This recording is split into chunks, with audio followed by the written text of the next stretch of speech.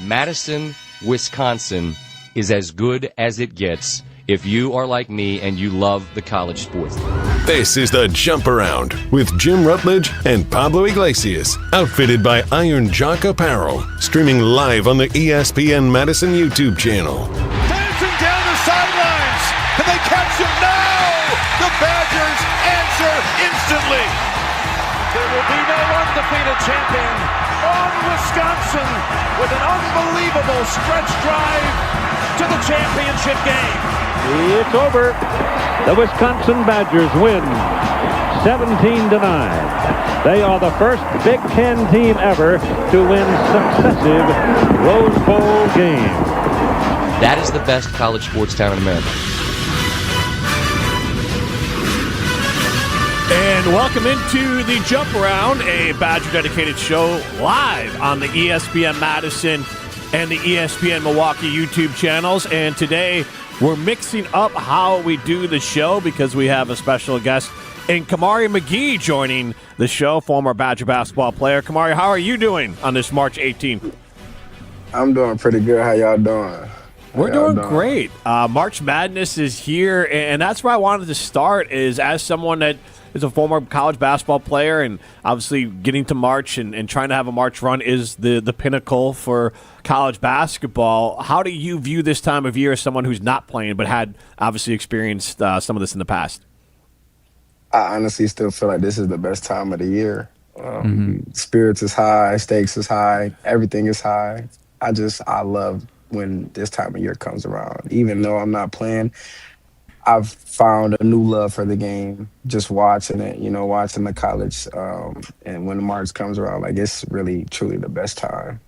Kamari, what were some of your favorite memories? I mean, you've made some runs with this team, some good postseason runs, especially last season, too. I mean, I think we all still feel that sting of John Tonje having the ball in his hands. But even then, what are some March memories that stuck out to you when you were here with the Badgers? Some March memories that stuck out with me would definitely be last year's run in the Big Ten tournament. That was we were viewing it as like a revenge tour, and that was just kind of fun. We just fell one short on our little tour, but that's a fond memory I have. Or even taking it back to 2 years ago when I had came back from an injury and we made another run in the Big Ten tournament. It was just those were two of my best memories just with being with the Badgers. And but there's so many. I mean, there's so many memories. I really miss it every day. And, as you talk about the NIL and transfer portal and all that, how, from the inside, how is it when a player arrives, and how do you best blend yourself into a team that already exists? Obviously, everyone has their own personality and their skill set. You got to blend on the court and off the court. I would just have to give a shout out to Coach Gard and the coaching staff for them bringing in the guys that it's easy to bond with, easy to incorporate into what we already had. They done these past few years, they've done great jobs just finding great players, and not only great players but great people as well. And when you find great people, it's easy to just blend with everybody, and that's kind of what they did. Started with me and Max when they first added us in the transfer portal. And then on the AJ and on the Tonje, and then now even Nick Boyd, Coach Gard and that staff do great jobs in the transfer portal. Yeah, could you walk us through that process too? And again, you mentioned when you came over from UW Green Bay over to Wisconsin. One, I mean, just getting the opportunity to get to do that, but secondly, just that process of what it was with the connection with the Badgers, what it was with the connection with the coaching staff, and because I know Coach Gard has said that it all comes down to the system and making sure that they get the right guys in place. So walk us through that process too, and why you felt like, yeah, this is a place where I know that I could fit in, and I want to have a great role with this team. Yeah, first of all, when I first entered the portal, Wisconsin was the first school to call. And then a couple days later, they came for a home visit, and then they had me out on campus 2 days after that. And one memory that sticks out with me was when I was on my visit, Chucky Hepburn came to the gym, he was walking around with us doing all that. And then after we got done, he gave me his number. He was like, look, bro, if you come here, you can hit me whenever. You can come up here, you can kick it. We can hang out. We can work out, all of that. So that just made me feel comfortable right away because he didn't even know who I was. He just knew that I was potentially coming here and made me feel like a brother already. And then as soon as I would come up there for open runs on a Friday or a weekend, everybody, and it just felt like I had knew everybody for years. And that's how it was when we added AJ. Like, we made him feel comfortable right away. You know, we wanted him to know that we trying to make a run at this, and so forth with Tanjay. Like, we just made sure, like, we let everybody know, like, we all on the same page. We gonna rock with you on and off the court, and that's only gonna make us better when it's come time for this time of the year. We are joined by Kamari McGee. He joins us on the Yuengling Guest Hotline. Yuengling, the oldest brewery in America, and now officially in Wisconsin. And Kamari, watching one of the transfers you mentioned earlier, Nick Boyd, how do you assess his game? What do you enjoy about watching it? He really does seem like a player that not only is an excellent basketball player, but really fits what the Badgers like to run over the last few years with Greg Gard. I absolutely love his game. And I tell him every time I see him, I tell him every game I've been to, every time we chop it up a little bit, I tell him, like, bro, I just love his game. The energy he brings, the fight he brings, the scoring, the defense, he brings it all. He does it all. He does all the little things that's necessary, and that's what you have to do to win, especially being the point guard. You know, the point guard is the head of the snake, so you got to be everything that Nick Boyd is. Kamari, what excites you the most about this group? We've talked about that, wanting to try to get the lid finally off and break that Sweet 16 cap and get this team into the second weekend. I think hopes are super high for this team. What are your expectations based off of how you've seen them progress over the season as they get ready for this journey in March? Man, I can see them making a deep run, you know, with the way their offense is flowing, and when they're clicking on that defensive end, oh my, they are a dangerous team, a hard team to stop. Like, they got a little bit of everything, and I love it. Like, when they're together on the defensive end, they can go toe-to-toe with anybody because they can score the ball at will. They have a lot of shooters, and that backcourt is so dangerous. One of the best backcourts, if not the best backcourt in the country. Like, that team is dangerous, and them getting Nolan back and Janicki back is huge too. You know, there's nothing like having the whole team together. And when that whole team is together, this is the time for it to happen. To follow up on that too, you've seen these guys grow. I know it would have been awesome to have you as a part of this group too, but you know, you mentioned Nolan, you've mentioned John Blackwell, even Jack Janicki with a year under his belt. Hopefully he's healthy and gets some extra minutes in. But the guys that are returning that were a part of maybe these last two or even a year run into the NCAA tournament, how have you seen those guys grow, and how important is it to have that veteran presence as you hope to make a deep run? Man, having that veteran presence is always key when making these runs, because it always come down to who has, like, the experience. Like, you can have the talent, but if you haven't been in these big moments, it can get hard. The lights can get a little bright. And seeing those guys grow has been amazing. From when they were just freshmen, the first year on campus, to now, like, each and every one of them, you can tell they have just been working on their game day in and day out, and the work has been showing.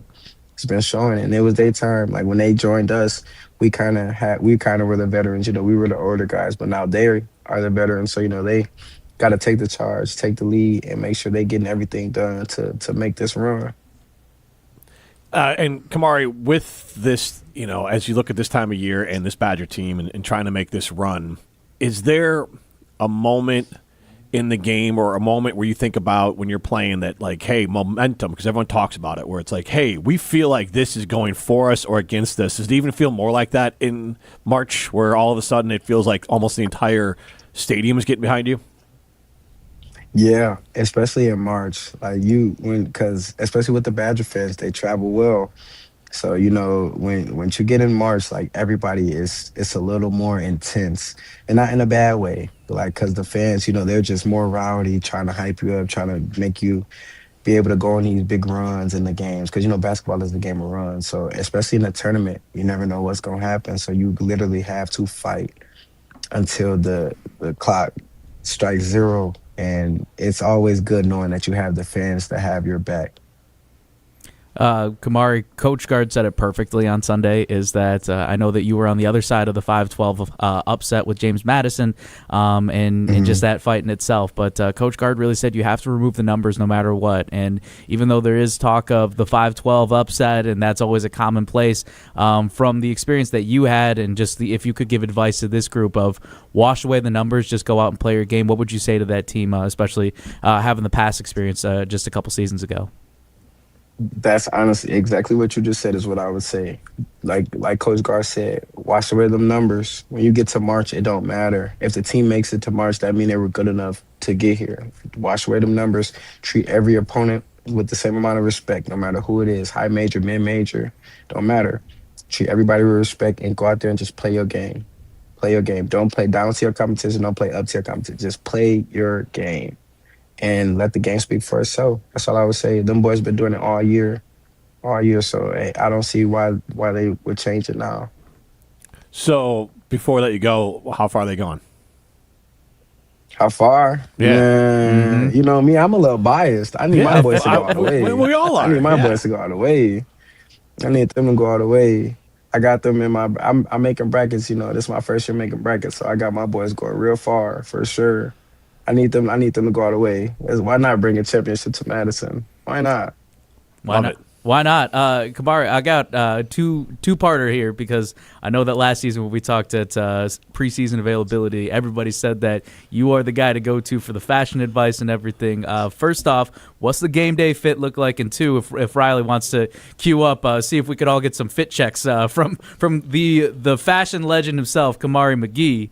If we could all get fit checks from each, if you guys want to share what we're rocking with today. But first off, I want to talk about game day fit for tomorrow. What are we rocking with?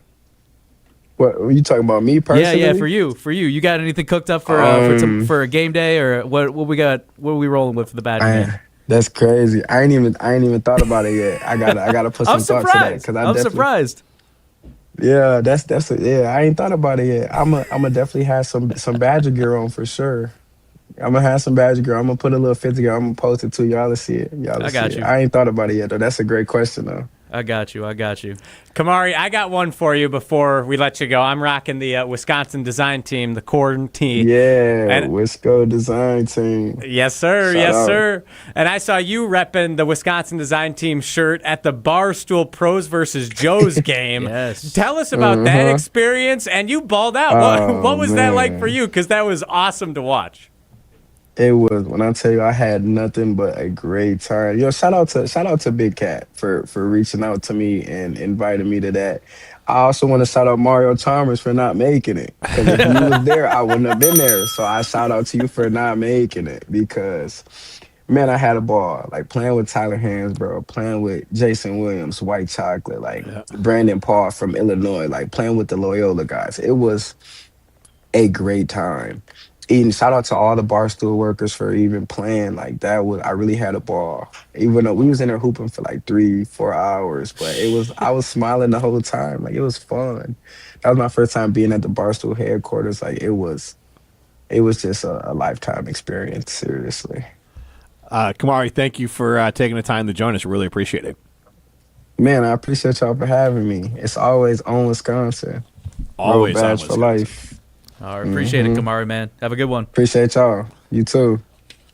That is Kamari McGee. We'll play our Steinhoffels commercial here, then I'll come back and tell you about everything that's going on with Steinhoffels. We're doing things basically reverse here on the Jump Around.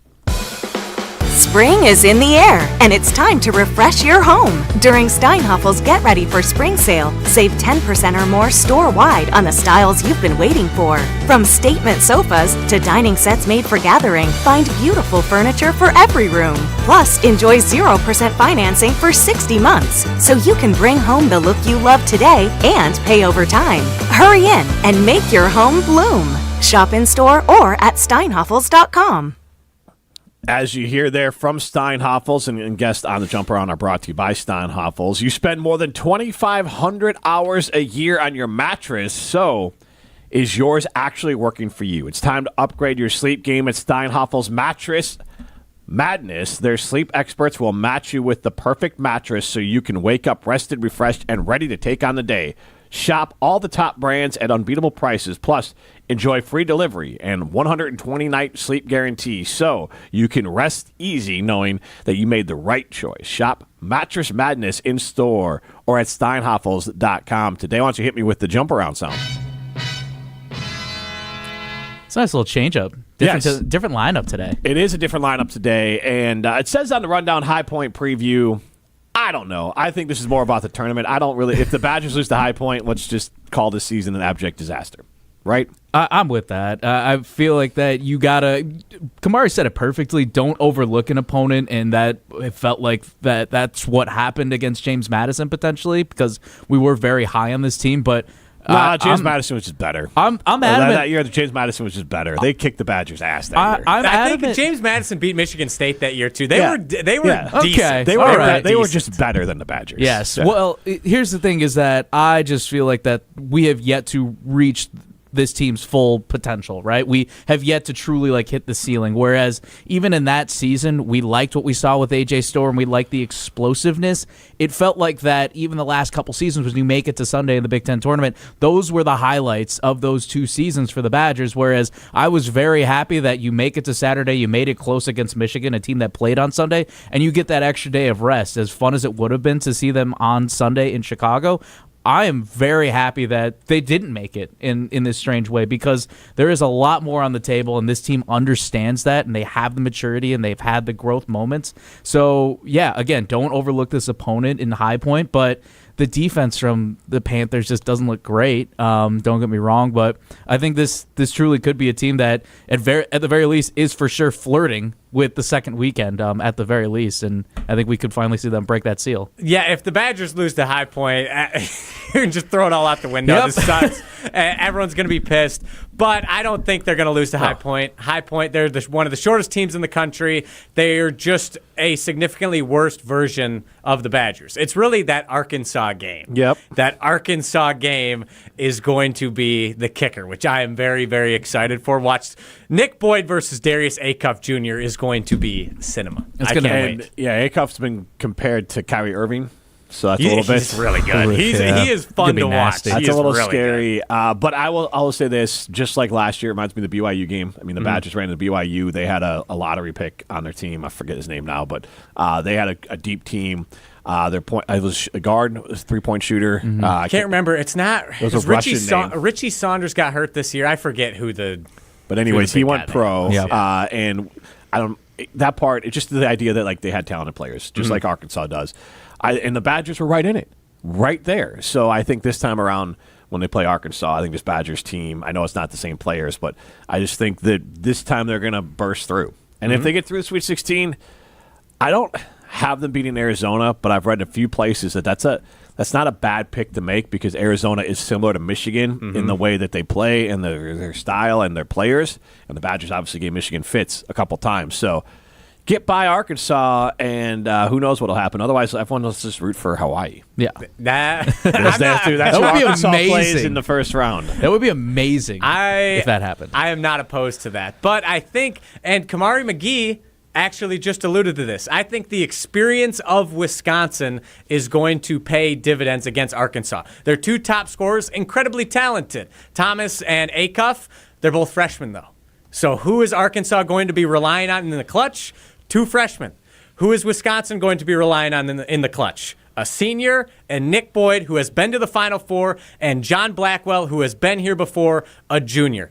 I think that because we know it's going to be fun, we know it's going to be a close game, we know they're evenly matched. It's going to come down to the wire, and who do you want with the ball in their hands? Do you want the senior who's been to the Final Four or the freshman who is just facing the bright lights for the first time? Give me Nick Boyd. Give me the senior. I think that's going to be the difference. I think what also could help Wisconsin, too, is that even though Arkansas is a dangerous team, they aren't a team that runs super deep. I believe that they go just roughly, I want to say somewhere, a 7-man rotation, maybe 8. I think so. What could help, and this is hindering on the health, of course, with Nolan Winter, but also Jack Janicki. I saw a little bit of the breadcrumbs that the Badgers put out there in the reel. Jack Janicki taking some layups, looking like he's good to go. If he at least gets some extra minutes for this team and gives some extra rest, I think think, again, that's a deep rotation that you have from a Badger team that Greg Gard gave the trust already in the Big Ten championship, or the Big Ten tournament, if you will, essentially because you're forced to, but you saw guys like Hayden Jones get extra minutes. Alexis Beliauskas, even though he's a starter, you saw elevated roles in the Big Ten tournament, so that prepares these guys for the next level and helps from a depth standpoint if you're going up against Arkansas. Absolutely. Let's hit the next one. As Pablo kind of touched on, Winter and Janicki are on their way back. I think to expect much out of them this first weekend is a lot. I think if you can just get them – if I'm Coach Gard, I think what you're trying to do out of both those guys is to, game one, get their sea legs underneath them. Game two, Winter's the guy you're really going to need there. And then you get the break as well. And so then all of a sudden – you get some time to refresh, and Boyd and Blackwell, who've been carrying a major load, have an opportunity to be refreshed, and then Winter and Janicki can get their legs under a little bit more. So for me, these two players coming back matter if the Badgers get to the Sweet 16. I didn't really know if what was going to look like for Jack Janicki. I'm not going to lie, I was under the assumption, and I'm going to also admit I do not have the medical degree, so I can't evaluate what injuries and the prognosis and the timelines look like from here. I will wholeheartedly admit that, but I thought Jack Janicki was done for the season, it felt like, based off of what was put out there. But to see that he's good to go, or is at least practicing at the very least, and getting, as Greg Gard said, on unsportsmanlike, for Nolan Winter to be a good, ready to go, and as he told us on Monday, that Janicki's getting some pretty meaningful reps, this is a great sign. Again, do I expect Jack Janicki to blow up off the bench with 10 points? No. But it's, again, just providing those extra minutes. It's providing that stretch time for the guys. And even if Wisconsin decides to go speedy, Riley, you mentioned how short of a High Point team this is. They did run that same rotation of 4 guards against Washington. So that's where things help out from a health standpoint, from getting those extra minutes. But you got to have your big stretch in Nolan Winter, especially if this is a fast-moving offensive High Point team. Nolan Winter adds just so much depth to this group, too. Yeah, and he's just going to be taller than everyone on High Point, which I think will be very helpful and very impressive. And Jack Janicki, his worth on this team, no offense to him, is on the defensive side of the ball. He's not a real scorer. So I think having an extra, not elite defender, but a very good defender in Jack Janicki is going to be extremely helpful. First against High Point, like you said, Jim, get their sea legs underneath them. But then against Arkansas and Arizona, if they get to the Sweet 16, having Janicki in, I think, will almost be just as helpful as having Nolan Winter back, because you need to be able to play defense. You're going to need to be able to slow down the lethal attacks of both Arizona and Arkansas. So I'm very excited. I think it's huge and raises their ceiling. We talked about that earlier, how Winter being out lowered the ceiling. Ceiling's back to the top, if you will. All right, let's talk about the top, which is Nick Boyd. Yes, and Nick Boyd is creeping towards history now, and we even got Mark Tauscher on board as far as calling Nick Boyd the best transfer in the NIL era for the Wisconsin Badgers. Nick Boyd has 699 points. The number one is 732, and 716 is Alondo Tucker, and I believe 724 is John Tonje. So he's within striking distance in one game to honestly get any of them, but realistically, there's a decent chance, especially if this game goes against High Point the way that we think, there could just be a lot of points, especially High Point doesn't play defense, so like he could be right there. And I think he's already the top NIL recruit. But if he gets the single season scoring record and gets his team to the Sweet 16, then we're having conversations about, is he having one of the best single seasons ever? And don't come at me with the accolades, because I get it. So don't get me wrong, Frank, Player of the Year. But you might be able to start sliding him right below that, because this Badgers team, like, they didn't have the preseason hype. You don't start as high, and we're talking about individual record, not team. And some of these things with some of those awards, like, Tonje All-American and things like that, well, you stand out in certain ways. Nick Boyd has done this all within the flow of the game, and he is a guy who is a more complete basketball player, and Tonje is amazing. But look at the overall numbers. Nick Boyd rebounds, he has assists, and he has points. And I know assist and points were higher than Tanjay. I think his rebounds were within striking distance of it.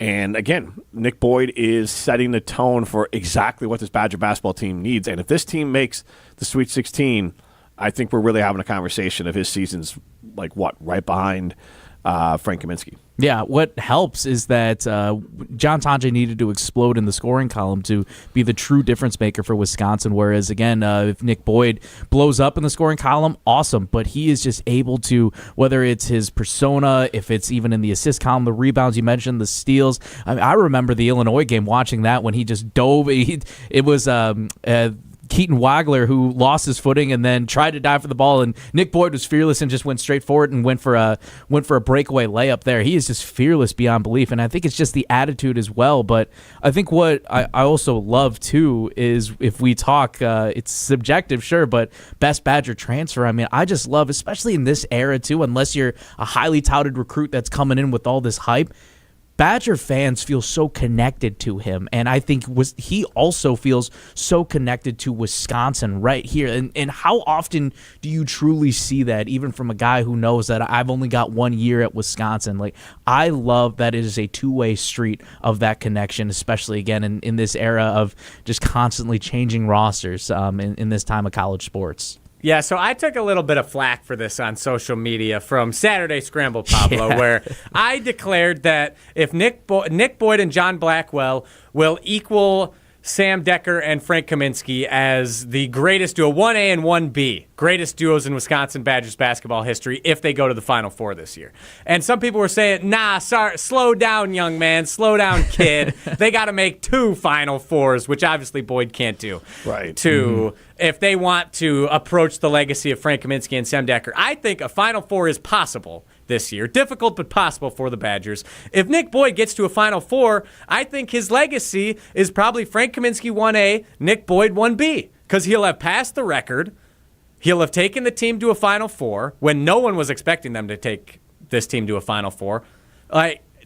Tell me I'm wrong. You're not. You're not. Honestly, I agree, too. I just said Sweet 16, I think, gets you there. So, because for me, I look at it like this, that it's a different era. Mm-hmm. And you can't build a team. We're going to look back at this, and it's going to be how you look back at pre-shot clock or pre-3-point, pre-NIL and after NIL. And if Nick Boyd gets this team, again, Frank is Frank, National Player of the Year. You can't argue with that. But besides that, I mean, Decker wasn't the star of those teams. And Frank was, but those teams were deep. Gosser, Trayvon Jackson. I mean, those teams were very, very deep, and I know I'm forgetting Nigel players. Hayes. Yeah, I mean, Nigel Hayes was like your 8th guy off the 8th or 7th guy into the game. That Ben Brust guy? Yeah. Yes, exactly. He was all right. Yeah. So those teams were deep. That is not this team. Like, Boyd and Blackwell are the only 2 players off the top of my head that would be in the rotation on that team. Yep. Yeah. And I think that's always a good test. I've used to do that in the past of who is playing. And I thought last year was just have been Tanjay. Mm-hmm. I mean, Blackwell was nice, but last year it had just been Tanjay playing for that team somewhere in the rotation. And so I think that's on that team, it's a different era, but you still can, not the style of play, just the way you could build a roster. So honestly, I still use that team as all right, how good is this Badger team? How many of these guys would play on that team? And I just love the chip on the shoulder that he has, too. He didn't even receive honorable mentions for All-American. I know Greg Gard, after Saturday's loss, was hoping that at least John Blackwell and Nick Boyd could get better all-conference honors. And it is what it is. And even though Nick Boyd is very even keeled with, at least publicly with that, I know that it just feels like he has that chip on his shoulder. He's not going to be afraid. He's going to use that as fuel in the best way. And I love that he is always willing to go out there and be like, I'm going to prove myself, or not just myself, but I'm going to bring the guys with me. You know what? Proving myself means that I'm going to elevate this locker room. And as he said, too, after the Washington win, bring confidence from that Final Four run. Bring confidence into this group, because it's about having that certain element of swagger. It's about being together and picking up each other. And it's rubbed off from the conversations I've had with Andrew Rohde saying, we're the underdogs. We are happy to be the underdogs. We love that mentality. And it just feels like a fun, gritty group that wants to get after it. Skip to our clip of the week. Around these parts, There's only time for the best of the Badgers. We don't know exactly where we are right now. Why don't you own the Wisconsin football team? We need to play better significantly. They're spoiled rotten. This is the clip of the week on the Jump Around. Go someplace else. Go boo in a bar. Yeah, it is time for the clip of the week, and this week we have Greg Gard from Unsportsmanlike. Pablo, you were just mentioning how he was talking about Nick Boyd and John Blackwell. Here are some comparisons to animals he had for Nick Boyd and John Blackwell. Take a listen. Coach, let's talk about that backcourt. So you bring in Nick Boyd, who was at FAU in the Final Four, San Diego State for a minute, and then he comes to you guys, and Blackwell has been unbelievable. We talk about veteran guard play in the NCAA tournament. How good are these two? Yeah, those two have really grown together. Through the season, I would say early in the year that the chemistry, obviously it's the first time they played with each other, so the connectivity not only between those two, but 7 of my top 8 right now that have played over the last week are all new. So how they've grown together, how they've bonded. Obviously, they're both terrific players in their own way. Personalities are completely different. Nick is alpha dog. Wears his heart on his sleeve, is very vocal, very competitive. John, I've compared to a duck, calm above water, but paddling like heck underneath. So it's been a great combination for them together. Obviously, we know Nick Boyd, John Blackwell, elite, arguably the best backcourt in the country. But for you guys, Greg Gard, Nick Boyd, alpha dog, John Blackwell, a duck. What are your animal comparisons for Nick Boyd and John Blackwell? Jim, we'll start with you. Bulldog, Nick Boyd. I like that. And Blackwell, I almost want to go. They're probably equally athletic, but I almost want to say something like a cheetah or something like that. Like just like athletic ability to just get things done with their cunning and athletic, and I think Nick is athletic as well, but a bulldog in that mentality, and I think Blackwell's got that cheetah mentality. Obviously, Nick is more athletic than a bulldog would be as a dog, but yes. I'm going to dive deep into the depths of the ocean and go with Nick Boyd as the shark and John Blackwell as the jellyfish. I think jellyfish. Which is wild, but think about it this way: Nick Boyd, clear-cut shark, goes after it, not afraid to bite, go for it. John Blackwell, we know that he's there, and he's gonna leave that sting no matter what. Just because it's like, oh, okay, maybe we can mess around with this guy. He's just right there in front of us. We can get around. No, if you go straight for that jellyfish, you're gonna be in a world of pain. But you got to attack it, and that's the thing is that Nick Boyd, in terms of driving into the lane, the shark's got to force his way into the lane, get to the hoop. Kind of the same way with John Blackwell, though, too. He floats around, he finds his open space, but again, if you try to go after him, he's going to make you pay. All right, I like those. I was going with Nick Boyd as a lion, king of the jungle, big presence, and John Blackwell is a snake, silent but deadly. That's it. There we go, like a viper.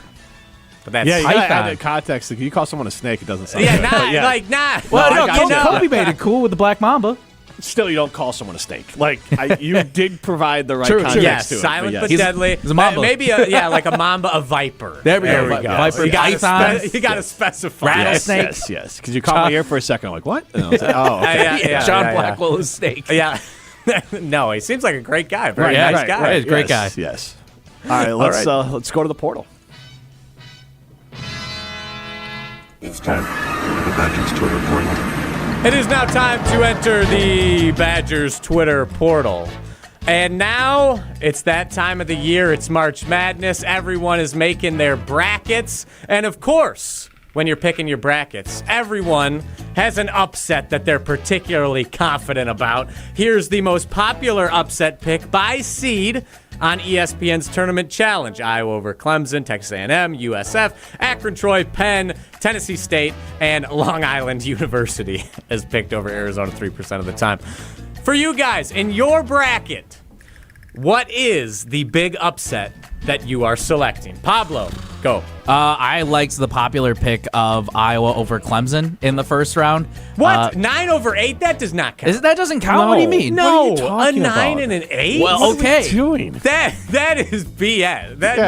No. Yeah. Pick a real Okay, upset. well, no, apparently I can't now, so I'm just going to tap out of this one, apparently. What? You're all Chuck. Your whole bracket's Chuck. I still need to go through my brackets. I'm not going to lie. Okay. I will be in multiple bracket groups, but so I haven't gotten the chance to truly sit down just yet and completely evaluate what it is. I'm hoping that obviously it's not Wisconsin losing to High Point, but let's see. What do we got here? Pull up what you had here. All right, at least here are from the most popular picks. upsets by seed line. Tennessee State? Who's picking Tennessee? You know what? Actually, I like this. My dad's probably not going to be thrilled, but Penn over Illinois. I don't like the way that Illinois is playing as of late, but why don't we go with Penn over Illinois? That's what I would like to see. Ivy League's done it before, too. Because they have Yale. Princeton, Yale. Yeah, Princeton went to the Sweet 16 not that long ago. So why not? Let's continue the Ivy League upsets over a Big Ten team this time now. All right, Jim.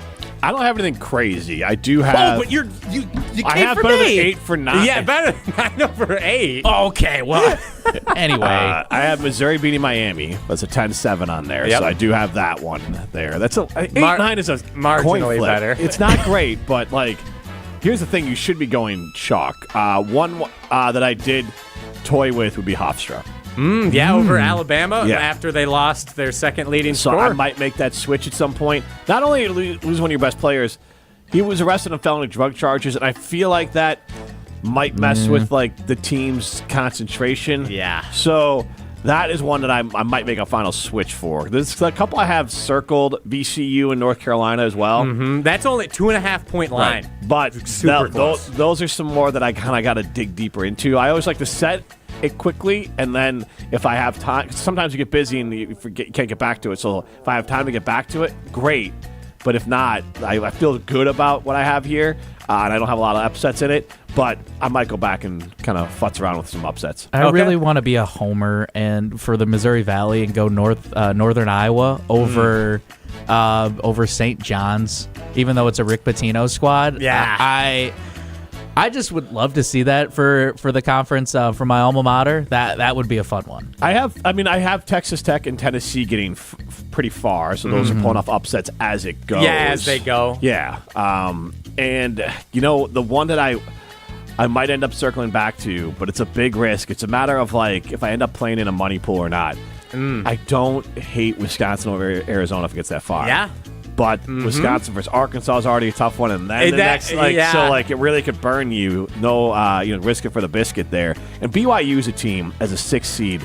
They're so loaded that them beating Gonzaga isn't crazy, and I don't believe in Purdue at all. So BYU sneaking their way there.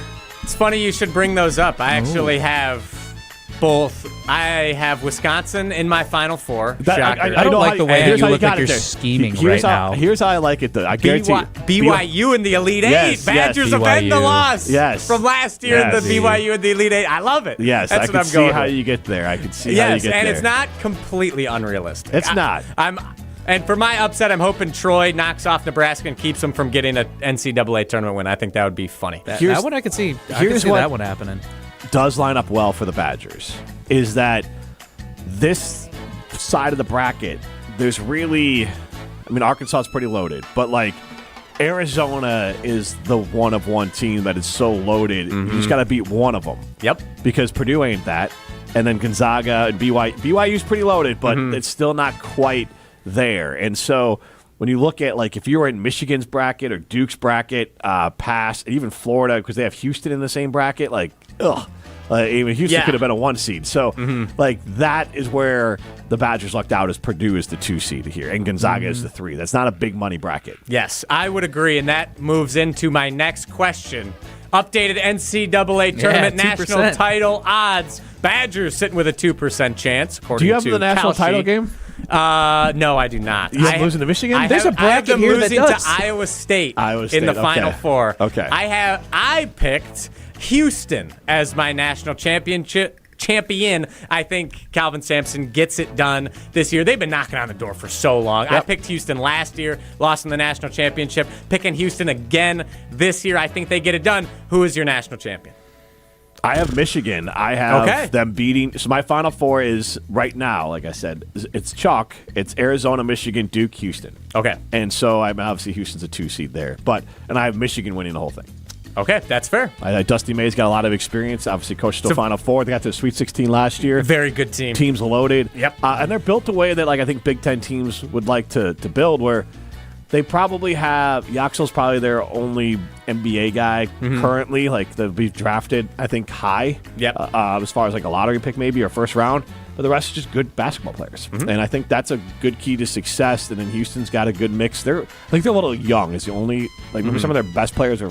I'm trying to remember all my information, but I know their defense isn't as tight as it has been in the. It's still elite, but it's not as good as it's been. They're a little better on the offensive side of the ball. They just seem like a team that's due to me, and they're really good. Yeah, no, it's not a bad pick at all. Yeah, Pablo. I'm going with the repeat champ. I'm going with Florida. I like from what I've seen. I've only seen him in pockets, but also Xavier Lee. That dude is an absolute baller. Love watching him. So I'm gonna go with Florida, like I said, and I'm just, you know what, it's awesome too, just real quick, the field is 68 now, the first 4 games are fun, but I always felt like that this was, as I mentioned, still want to go through my brackets. Wednesday night was a night that I always dedicated to doing the deep dive into the bracket and really being like, all right, this is the time to do my homework before we tip off on Thursday, so I'm going to be a little bit of the old man yells at cloud here and say that I'm still just going to stick to my guns and go with Wednesday night as my research night where I can fully dive deep into it. And that leads into the third and final question I have. This bracket you see in front of you is handwritten by Alex Strofe himself. He handwrites the bracket as it's announced. That's just a tradition he has. Psychotic. Every year. Yeah. Doesn't Evan Cohen do something similar too, or I thought he did? But Evan's old enough where you kind of had to for a while. Yeah. Alex is doing it fine. Yeah.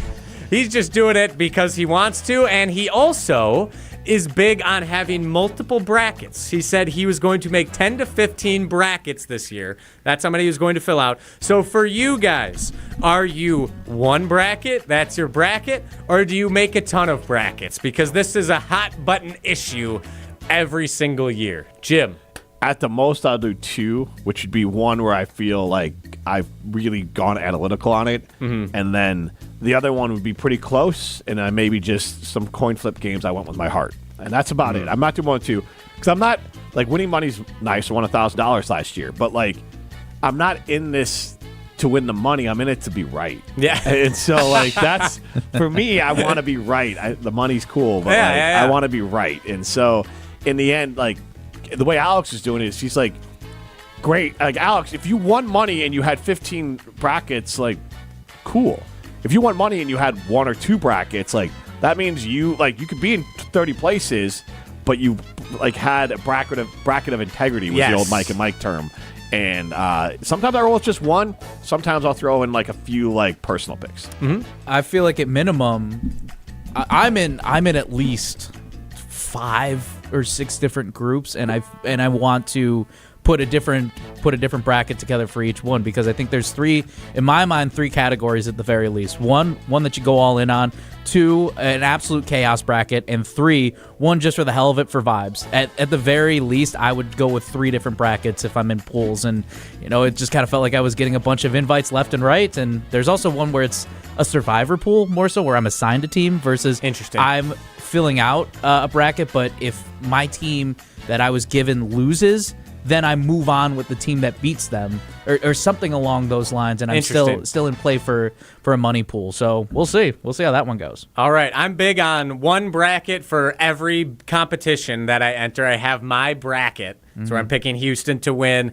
Then I'll just throw out a bunch of random ones. I'll just go on logos or mascots, exactly, stuff like that. My favorite color, but they're never my actual bracket, and it doesn't matter matter how those ones do. It's just an opportunity to fill out more brackets on the ESPN Tournament Challenge app, which I enjoy. But I only have one real bracket that I enter into every single competition. You have to have integrity. You have to have substance when it comes to March Madness. That's how I feel. Is the $1 billion challenge still up for grabs too? Is that with that 1 in quintillionth chance? Very well could be. Of a 100% accurate bracket. I remember the first year that happened, Ohio State got knocked out by Dayton and knocked out just about 80% of the nation's brackets in that first game. It's crazy. Yeah, it's crazy how precise you have to be. Not sure, but I do know that's it for the Twitter portal. Uh-huh. All right, I think that's it for the whole show then. Yeah. Because normally we have a guest, but we already had a guest on the Yingling Hotline. That was Kamari McGee. Thanks for watching. For Pablo Iglesias, I am Jim Rutledge and Riley Yauk. This has been The Jump Around, a Badger-dedicated show on ESPN Madison and ESPN Milwaukee's YouTube channels.